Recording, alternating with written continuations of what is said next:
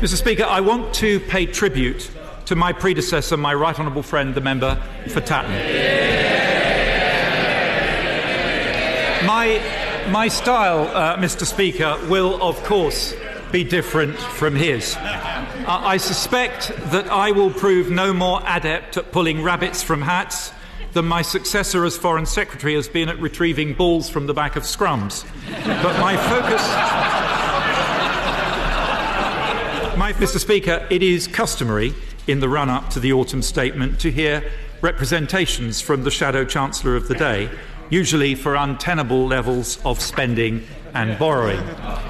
We used to think on this side of the House that Ed Ball's demands were an extreme example, but I have to say the current Shadow Chancellor has outperformed him in the fiscal incontinence sweepstake, Mr. Speaker.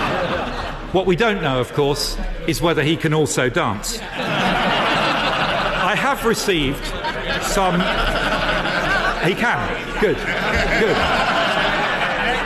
A second career awaits him, Mr. Speaker. Mr. Speaker, our future transport, business and lifestyle needs will require world-class digital infrastructure to underpin them. So my ambition is for... Yeah, it says here because I wrote it here.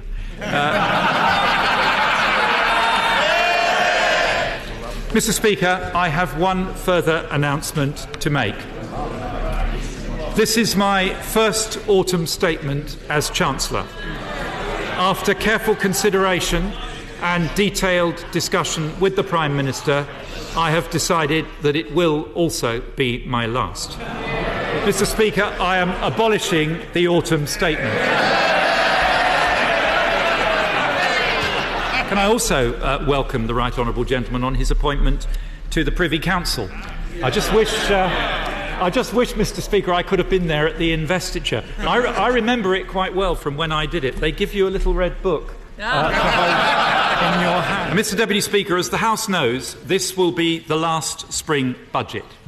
The Treasury has helpfully reminded me that I am not the first Chancellor to announce the last spring budget. 24 years ago, Norman Lamont also presented what was billed then as the last spring budget.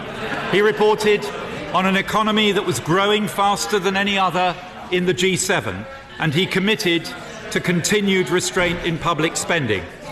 The then Prime Minister described it as the right budget at the right time from the right Chancellor. What they failed to remind me, Mr. Deputy Speaker, was that 10 weeks later he was sacked. So wish me luck today. I turn now, Mr. Deputy Speaker, to the OBR forecast. This is the spreadsheet bit, but bear with me because I have a reputation to defend.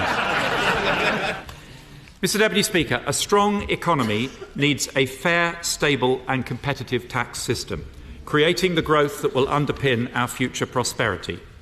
My ambition is for the UK to be the best place in the world to start and grow a business. Under the last Labour government, corporation tax was 28%. By the way, they don't call it the last Labour government for nothing. These childcare measures represent a further huge step forward in support for ordinary working families and for women in the workplace. And I am delighted to use the occasion of International Women's Day to announce 3 additional measures. Well, not quite announce them, Mr. Deputy Speaker, because my right honourable friend, the Prime Minister, has already announced 2 of them. It's International Women's Day. It says here... Mr. Deputy Speaker, as well as knowing the government is on their side, people want to know that they're getting a good deal from private markets too. A well-functioning market economy is the best way to deliver prosperity and security to working families, and the litany of failed attempts at state control of industry by Labour leave no one in any doubt about that, except, apparently, the right honourable gentleman opposite, who is now so far down a black hole that even Stephen Hawking has disowned him. And for the devolved administrations, our announcements today deliver additional funding of £350 million for the Scottish Government, £200 million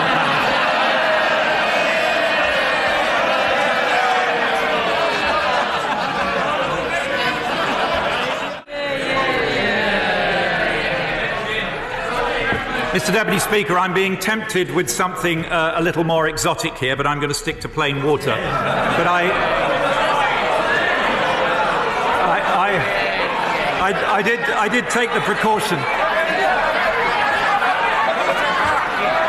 I did take the precaution of asking my right honourable friend to bring a packet of cough sweets just in case.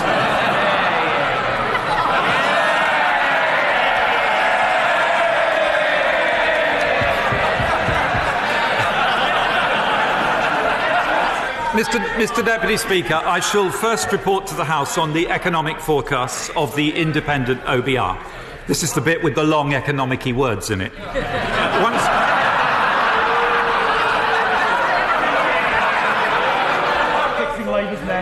But, Mr. Deputy Speaker, apparently not everyone shares the view that falling debt is good news.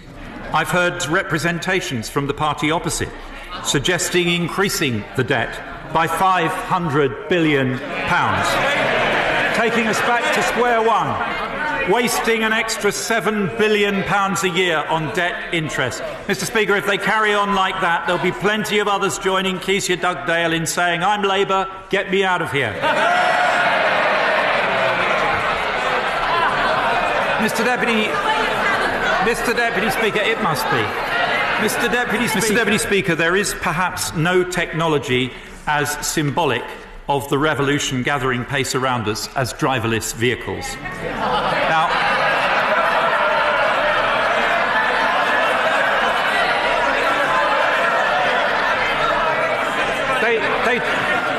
they surely don't want me to make that joke about the Labour Party again, Mr. Deputy Speaker.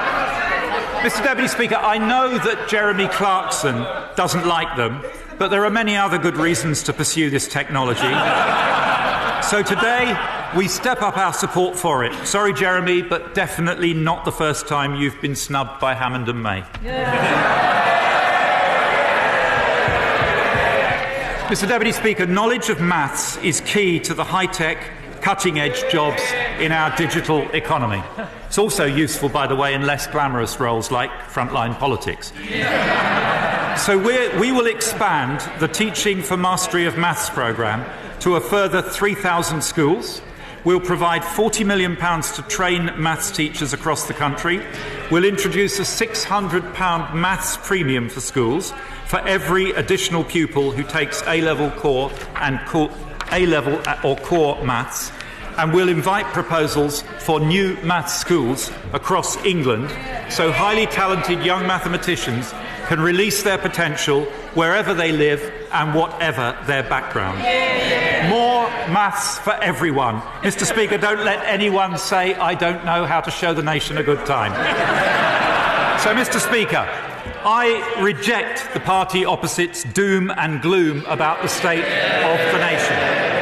Every Wednesday, we have to listen to the Leader of the Opposition relentlessly talking Britain down.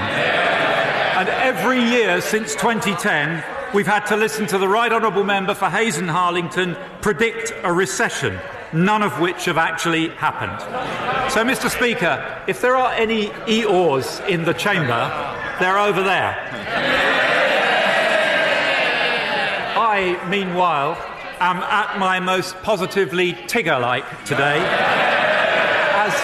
as I contemplate a country which faces the future with unique strengths. Our language is the global language of business. Our legal system is the jurisdiction of choice for commerce. We host the world's most global city and its international finance and professional services capital. Our companies are in the vanguard of the technological revolution, while our world-class universities are delivering the breakthrough discoveries and inventions that are powering it. British culture and talent reaches huge audiences across the globe, and our tech sector is attracting skills and capital from the four corners of the earth, with a new tech business being founded somewhere in the UK every hour, producing world-class products, including apps like TransferWise, CityMapper, Matt Hancock. Mr. Deputy Speaker, I am sure, like me, many members of the House keenly remember the last budget delivered on a Monday. It was 1962. I was 6 years old. Tensions between Russia and the United States were rising, and a former Foreign Secretary turned Chancellor delivered a budget amid cabinet revolt. Mr. Deputy Speaker, I am acutely aware of the phenomenon of false memory, but I could swear I remember my parents turning to me and saying, "Philip, one day that could be you."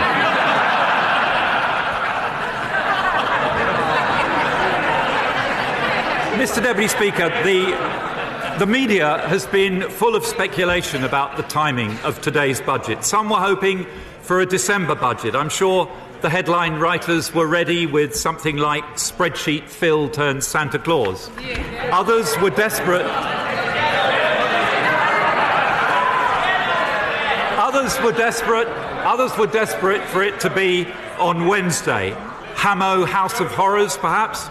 But the truth is, by choosing today rather than Wednesday, I have not avoided the blood-curdling threats, the anguished wailing and the strange banging of furniture that's usually associated with Wednesday. I've been kindly invited to a special meeting of the 1922 committee this evening. In the meantime, we will continue to work at the OECD and the G20 to seek a globally agreed solution, and if one emerges, we will consider adopting it in place of the UK digital services tax. But this step shows that we are serious about this reform because, Mr. Deputy Speaker, it is only right that these global giants with profitable businesses in the UK pay their fair share towards supporting our public services. And, Mr. Deputy Speaker, I am already looking forward to my call from the former leader of the Liberal Democrats. Mr. Deputy Speaker, local authorities have long been able to provide discretionary business rates relief to other bodies, but not to themselves. And so, following representations from my honourable friends for North Cornwall and St Austell and Newquay, I'm pleased to announce a new mandatory business rates relief for public lavatories, so that local authorities can at last relieve themselves for the convenience of the House, Mr. Deputy Speaker, and without wishing to get unduly bogged down on this subject, this relief, the House will be interested to know that this relief, well, at least I'm demonstrating that we are all British, aren't I? This relief will extend to any such facilities made available for public use, whether publicly or privately owned. And honestly, Mr. Deputy Speaker, I can say that this is virtually the only announcement in this budget that hasn't leaked. Mr. Deputy Speaker,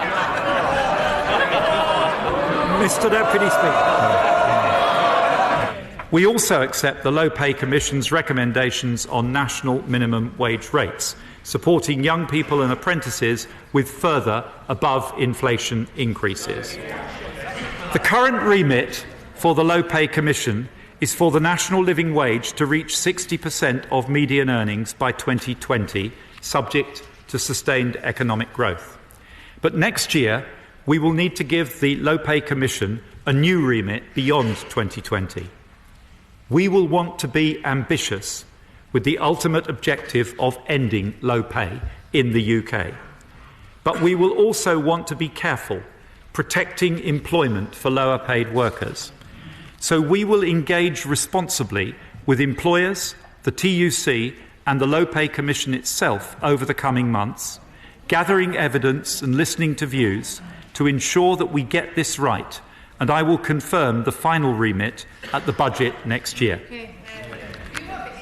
But as well as making work pay,